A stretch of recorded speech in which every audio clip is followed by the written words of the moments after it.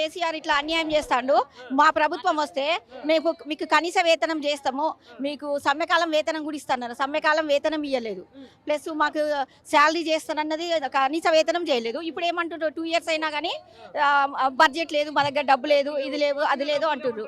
మేము ఈ యాప్లు చేసి ఇది చేసి ఒక 57 సంవత్సరాలు వచ్చిందండి. హెల్త్ ఇష్యూస్ తోటే హెల్త్ కార్డ్స్ అన్నారు, హెల్త్ కార్డ్స్ ఇవ్వలేదు.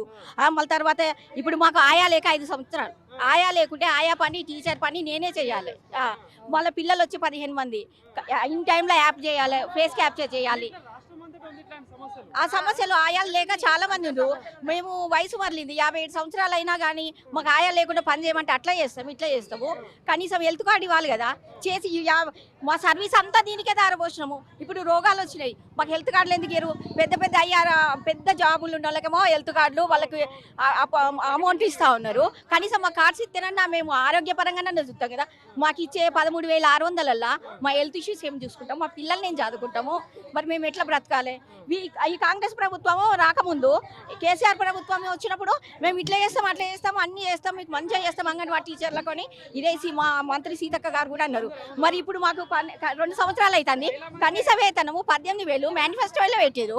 మరి ఆ మేనిఫెస్టోలో పెట్టింది అమలు చేయాలి కదా. 2 years అవుతుంది. గతంలో మీరందరూ ఇప్పుడు అక్కడ ప్రజావాణి అని పెట్టిల్లు, మహిళా మంత్రి సీతక్కనే, మరి మీ మహిళల కష్టాలు తెలియట్లేదు ఆమెకి? తెలుసాయి, చేస్తా అంటుంది. 2 years అవుతుంది.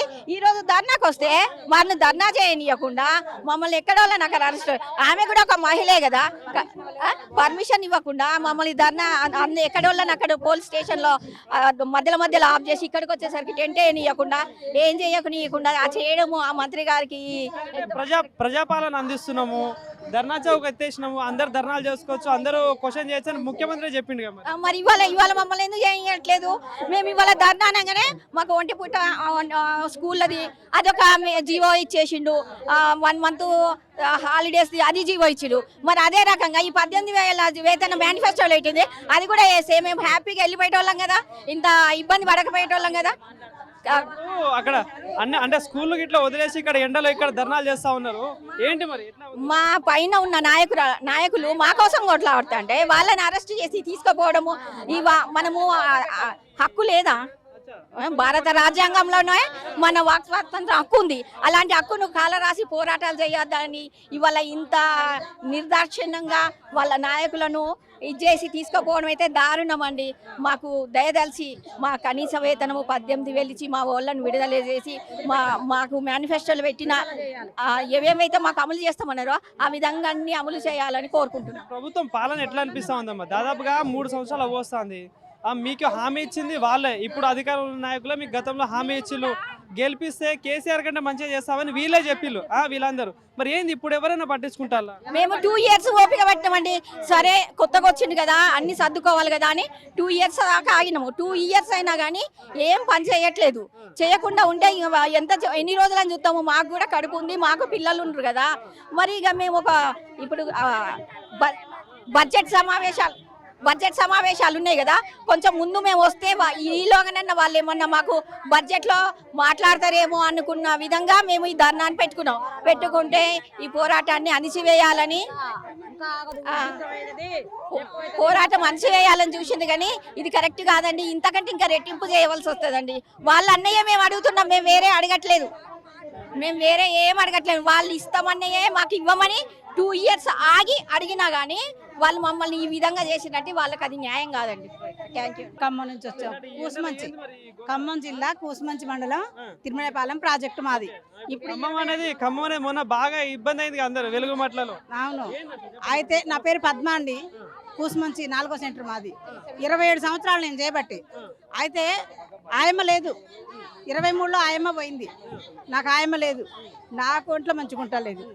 ఆ పిల్లల చికాకు, వంట చేసుకోవాలి, పిల్లలు చూసుకోవాలి, కోతులు బాగున్నాయి, వంటాడు చేసుకోవాలి, పిల్లలాడు చూసుకోవాలి. ఇట్లా ఉండగానే 2 ఆయమ్మలు 2 టీచర్లు ఉండగానే ఒక కోతి గీరింది ఒక అబ్బాయిని. వాళ్ళు పేరెంట్స్ గొడవకు వచ్చి ఆ రోజు మేడం గారు కూడా ఉన్నారు, ఉండబట్టి మాకు కొంచెం సేమ్ అయింది. మరి ఇప్పుడు నేనేం చేయాలి? ఒక్కదాన్ని, నాకు ఆస్తమా ఉంది, షుగర్ వచ్చింది, అసలు వంట చేసుకునేసరికి చెమటలు కమ్మిపోతున్నాయి. ఇప్పుడు ఏం చేయాలి? ఆయమ్మ లేదు, గ్యాస్ అయిపోయింది, గ్యాస్ బండలు రావంట, నేను పొయ్యి మీద చేయాలనా? ఆ పొయ్యి మీద చేస్తా అంటే ఆ పిల్లలు ఆడుకొస్తారు, అప్పుడు ఏం చేయాలి? నాకు ఆయమ్మ కావాలి. అంటే చెప్పిల్లా మరి ఎవరికైనా చెప్పిల్లా పై అధికారులకు? చెప్పినాం, సర్పంచ్ గారికి చెప్పినాం, సూపర్వైజర్ గారికి చెప్పినాం, సిడిపి గారికి తెలుసు, అందరికీ తెలుసు. మరి ఏం స్పందన లేదు? ఏం లేదు, ఏంటంటే ప్రధానంగా డిమాండ్ ఏం చేస్తా ఉన్నారు ఇప్పుడు దీనికి ఏం సంబంధించి? లేదు. మాకు ఆపు కావాలి, ఆపడే కావాలి. మే నెల మొత్తం సెలవులు కావాలి. ఇప్పుడు గవర్నమెంట్ స్కూల్కి ఎట్లుందో మాకు కూడా అంతే కావాలి. జీతాలు కూడా పెంచాలంటున్నారు కదా. జీతాలు పెంచాలి. ఆయమ్మకు 18, మాకు 26 కావాలి. కానీ మరి డబ్బులు ఏమంటారు ఇక ప్రభుత్వం, మరి ఎట్లా చేద్దాం? డబ్బులు అందరికి ఉంటాయి కానీ మాకే ఉండవా? మాకుండవు, మాకు శ్రమ లేదా? మరి ఇప్పుడు వచ్చే నెల ఇప్పుడు సర్వే ఉంది, మరి పిల్లలు ఆడబెట్టి నీ సర్వేకి పోవాలి, వంట చేసుకోవాలా, పిల్లలు పెట్టుకోవాలా, గర్భిణీలో పెట్టుకోవాలా? మరి వీళ్ళని ఎక్కడి నుంచి నేను సర్వేకి పోను. సర్వే లేకపోతే ఊకోరు. అది బిఎల్ఓ డ్యూటీ, మ్యాపింగ్ చేయాలి. కొన్ని దొరికితే కొన్ని దొరకట్లేదు, వాళ్ళు చేయట్లేదు. మీకు సోకస్ రిపోర్ట్ వచ్చింది, నోటీస్ వచ్చింది. అంటే ఈ ప్రభుత్వం పాలన ఎట్లా అనిపిస్తుంది? అంటే దాదాపుగా 2-3 సంవత్సరాలు అవ్వస్తుంది కదా. మాకైతే కష్టంగానే ఉందండి. కేసీఆర్ ఉన్నప్పుడే మంచిగా అనిపిస్తుంది. ఇప్పుడు రేవంత్ రెడ్డి గారు వచ్చిన తర్వాత మాకేం అనిపించట్లేదు. బస్ ఒకటి ఫ్రీ పెట్టిండు అంతే. మీకు గ్యాస్ కన్నాడు, డబ్బులు వచ్చినాయా మాకేమన్నా? ఏం లేవు, ఏం లేవు. బస్సు ఫ్రీ తప్ప ఏం లేదు. కానీ ప్రజాపాలన అంటున్నారు కదా, మరి ప్రజాపాలన మహిళల్ని కోటేశ్వర్లు చేస్తారు. మేమే చేసినాం. ఏది కోటేశ్వర్లు? మాకు అసలు జీతం కూడా కాదు, ఇది గౌరవేతనం.